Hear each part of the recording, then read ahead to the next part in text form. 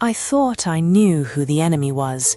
I was raised to believe that his name was synonymous with death. But now I carry a secret that could destroy my family or end a century of war. How much is one life worth when the world demands blood? And how do you look at your father, knowing you've given your heart to the man he has sworn to kill? Welcome to Commies Network.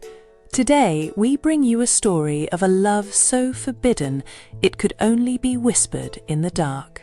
The Valley of the Two Clans was a place where peace had been forgotten long ago. For 3 generations, the Ironclad and the Shadowborn had been locked in a cycle of vengeance. Amara, the general's daughter, lived in the heart of this storm. She was a soldier, a strategist, and the pride of her father, General Kale. Her life was defined by duty, by the sharp lines of her uniform, and the cold weight of her dagger. She knew the history of every scar on her father's face, each one a testament to the monsters across the river. She never questioned the hatred. It was as natural as breathing. Then came the night of the storm. The sky cracked open, and the river rose like a beast. Amara was patrolling the border when she saw a body tangled in the roots of a willow tree. It was a Shadowborn scout.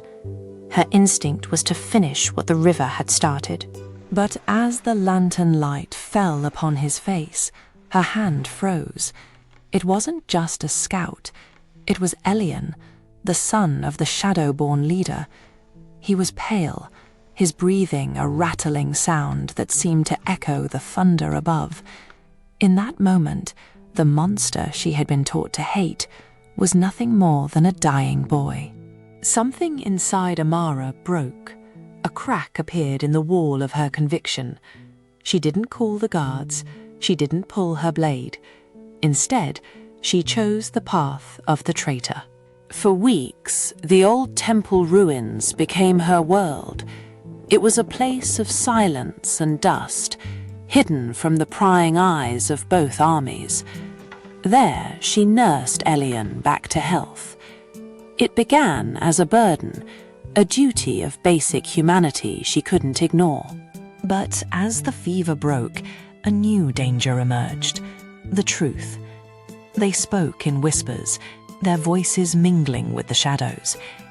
Elian told her stories of the Shadowborn that didn't match the propaganda. He spoke of mothers who wept for lost sons, of poets who had traded their pens for swords, and of a world where they could be more than just targets for each other's arrows. Amara found herself sharing her own secrets, the weight of her father's expectations, the dreams she had of a life without the constant smell of iron and blood. They were 2 enemies who had found a sanctuary where the war couldn't reach them. But the sanctuary was a lie. Outside the temple walls, the Ironclad were preparing for a final, decisive strike. Her father spoke of total annihilation. He looked at Amara and saw his loyal soldier, unaware that her heart was now beating for the very man he intended to crush. Every time she returned to the temple, the guilt gnawed at her. She was a bridge between 2 worlds that wanted to destroy each other. Suspicion is a poison that works slowly. Silas, Amara's brother, was a man of cold logic. He had noticed the way she smelled of wood smoke and old stone. He had seen the way she flinched when the general discussed the Shadowborn casualties. One night he followed her. He stood in the shadows of the temple and saw the way she looked at Elian, a look of tenderness that she had never shown anyone in the camp. The betrayal was absolute. Silas didn't rush in. He was a hunter. He knew that to strike now would be to lose the chance to catch them both. He waited, letting the secret fester, planning the moment he would reveal her shame to their father. Inside the temple, the love between Amara and Elian had become a desperate physical thing. They knew their time was measured in heartbeats. "Come with me," Elian whispered one night, his hand tracing the line of her jaw. "We can cross the mountains. We can find a place where our names don't matter." Amara wanted to believe him. She wanted to believe that they could escape the gravity of their birth, but she knew her father's reach. She knew that to leave was to invite a pursuit that would never end. They were trapped in a secret they could never tell, and the walls were closing in. The explosion came at dawn. Silas didn't wait for proof. He provided the location. General Cale didn't say a word. He simply gathered his elite guard. Amara was in the mess hall when she saw them moving. She saw the direction they were headed, towards the old temple. The blood drained from her face. She didn't think, she ran. She bypassed the main trail, tearing through the thorns, her lungs burning with every step. She reached the temple just as the first torch was thrown through the window. Elian was already on his feet, his sword drawn, a cornered wolf. When he saw Amara, his first instinct was to protect her, even as her own father burst through the door. The confrontation was a masterpiece of agony. Cale looked at his daughter, the jewel of the ironclad, standing beside the son of his greatest enemy. "Move," he commanded, his voice a low growl that shook the very stones of the temple. Amara didn't move. She stepped in front of Elian, her hands empty, her chest heaving. "If he dies, you lose your daughter," she said, her voice clear and unwavering. It was a standoff that seemed to last in eternity. The general's sword was a cold line against Amara's skin. He looked for the girl he had raised, but all he saw was a woman who had found a truth he couldn't understand. In that silence, the secret they could never tell became the only thing that mattered. It wasn't just about love, it was about the refusal to be an instrument of hate.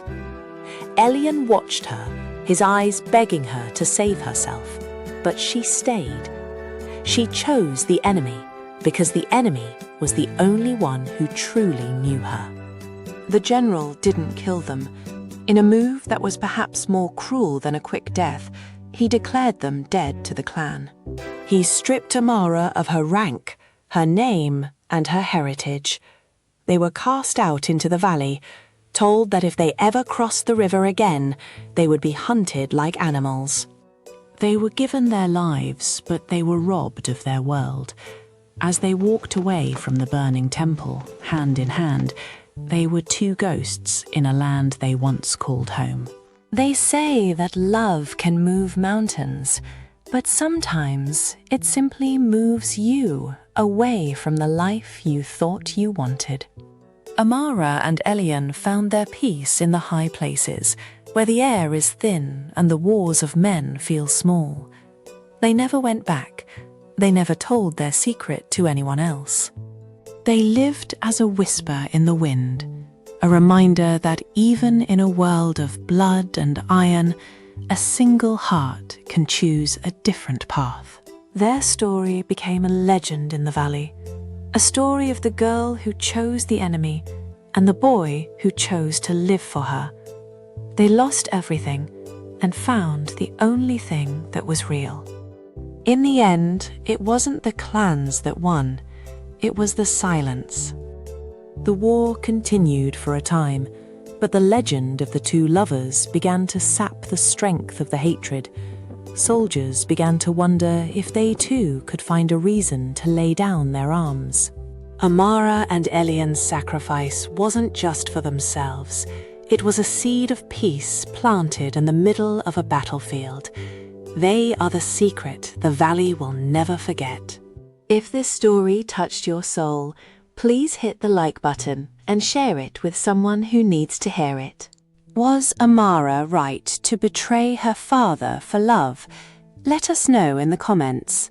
Subscribe to Commies Network for more cinematic narrative dramas. Click the video on your screen to continue the journey.